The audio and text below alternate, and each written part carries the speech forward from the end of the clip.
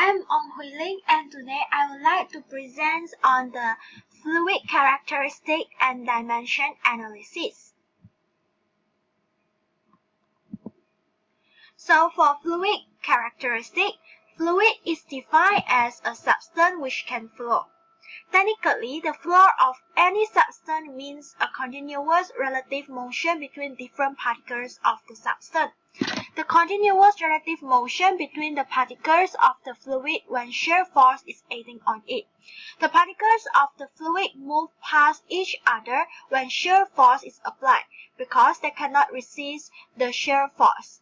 It is, they are inelastic to shear stress. A fluid can deform under shear stress indefinitely without returning to its original position. So for the type of fluid, the term fluid includes both liquid and gas. The main difference between a liquid and a gas is that the volume of liquid remains definite, even as it takes the shape of the surface on or in which it comes into contact, whereas a gas occupies the complete space available in a container in which it is kept by have a compressible volume. So for density, the formula for density is mass per volume. So the mass per unit volume of a material is called the density, so which is generally expressed by the symbol rho. So the density of a gas changes according to pressure, but that of a liquid may be considered unchangeable in general. The unit of density are kilogram per meter cube, so this is the SI unit for density. The density of water at 4 degrees Celsius and 1 atm. 1 atm is approximately 101325 Pascal. So this is a standard atmospheric pressure.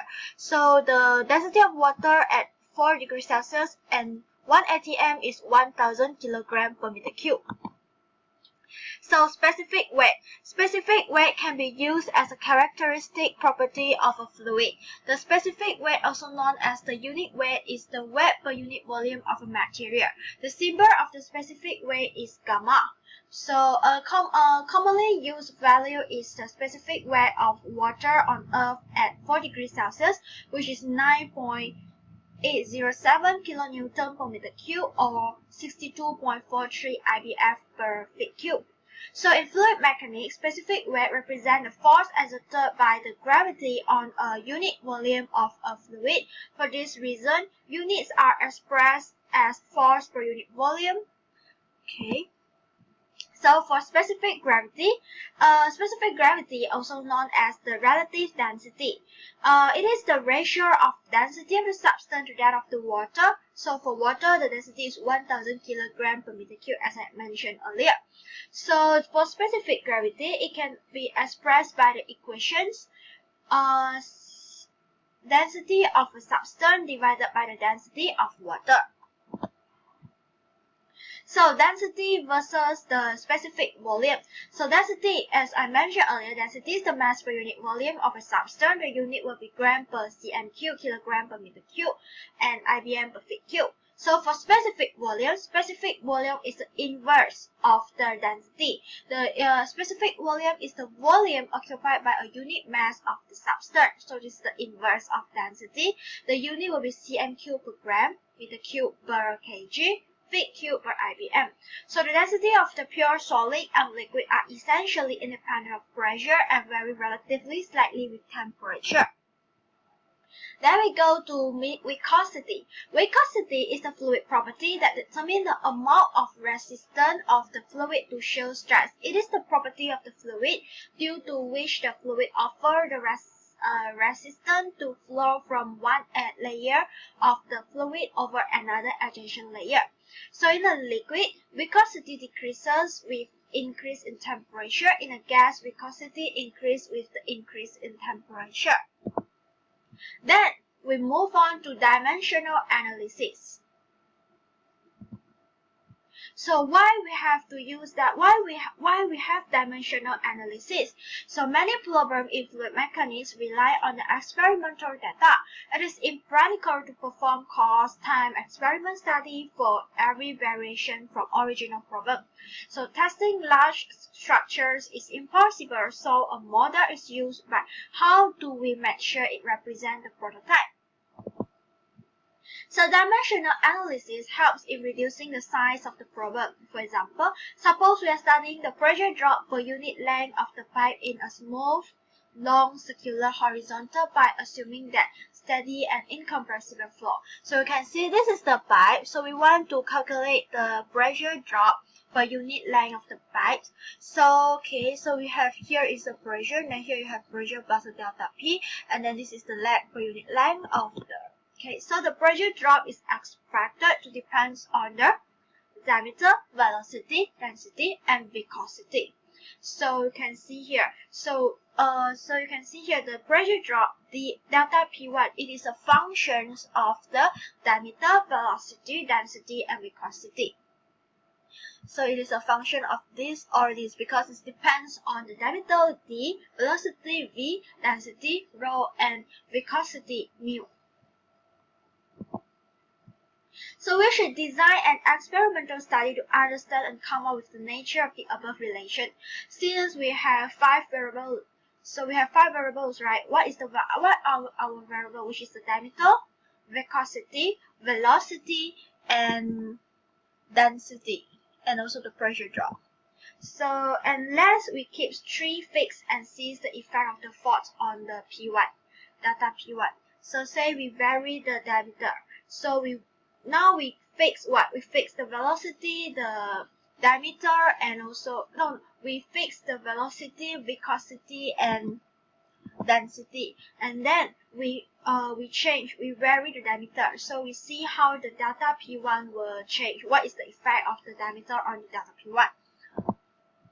So then we repeat for other variables. So just now we change the diameter. Now we fix the diameter, the viscosity, and also the density, but we vary the velocity. So we see how the delta P can change. So and then you repeat the experiment. So how many experiments that we have to do? So actually we have to do 4 experiments, because the first one we vary diameter and we fix others. Second one we vary velocity and we keep others. We fix others. And then the third one we vary the density and then we fix other variable. And then the last one we fix we vary the diameter, velocity, density, and one more is viscosity. So the last one we vary the viscosity and we fix others factors. So we have 4 experiments. So do you forecast any problem? So now we have the dimension analysis. So in dimension analysis, we have one method is known as the Buckingham pure pi theorem. Buckingham pi theorem. So the original variables can be replaced by a less number of non-dimensional terms. So we know as the pi terms. So the number of pi terms is the number of the original variable minus the number of basic unit.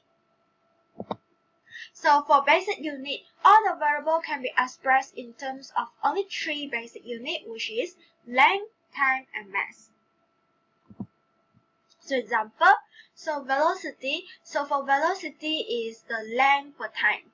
Density is mass per length, Q. For viscosity is mass per length time. Pressure is mass per length times square. So back to our problem. So the number of original variable will be 5. So at first we have 5 variable. So the number of basic unit. So for basic unit, we just not talk about basic unit. We will have only length, mass, time. So 3. So therefore the number of pi term will be the number of original variable minus the number of basic unit. So it's 5 minus 3. So the number 5 minus 2. So the answer is 2.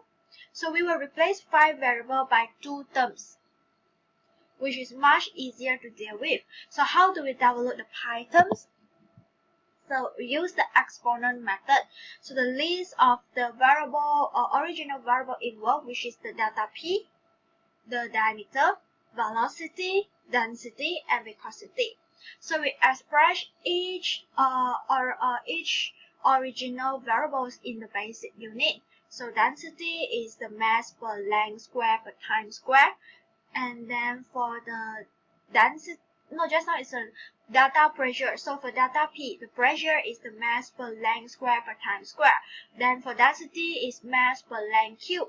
Then we have diameter is length, velocity is length per time, and the viscosity is mass per length time. So then we determine the number of pi terms. So it's 5 minus 3, so the answer is 2. And then we use then select the repeating. Then we select the repeating variable from the original variables. So equals to the number of basic units used. So here we have 3. Excluding the primary variable, which is the diameter. So here we have the diameter, velocity, and density. So from the pi term as shown below, so from pi 1 is delta PL, dA VB density C. Then we have pi 2, so it's mu dd VE rho F. So then we determine the unknown exponent using the fact that each pi term is dimensionless. So we have to know that each pi term is dimensionless. So for pi 1 delta PL, then we have, so you times with all its unit. So you times all the unit. Then you get the exponent for m. The exponent for m is 1 plus c equals to 0, so c equals to negative 1. So exponent for t will be b equals to negative 2, exponent for l, a equals to 1. Therefore, the Fibonacci non-dimensional parameter is pi 1 will be delta PL times with diameter divided by density and velocity square. Similarly, we can get for pi 2 is the viscosity divided by density, velocity, and diameter. The new relation now is for the Fibonacci non-dimensional parameter is pi 1 equals to f pi 2. So delta PL d divided by density velocity square equals to the functions of mu divided by density, velocity, and diameter. So then we can write it as this way. So we need to vary the two variables on which it is much easier than the original problem. Okay, thank you. This is what we have summarized today. We have covered today. So today I have already present on the fluid properties, fluid characteristic, and also the dimensional analysis. For fluid characteristic, then we have what is fluid, the type of fluid, liquid, and gas, and then talk about density, and specific weight, specific volume, specific gravity, and we talk about viscosity. So for dimensional analysis, why is dimensional analysis important? And also we talk about the method, which is the pi theorem, Buckingham pi theorem. Okay, thank you for watching my video. Thank you.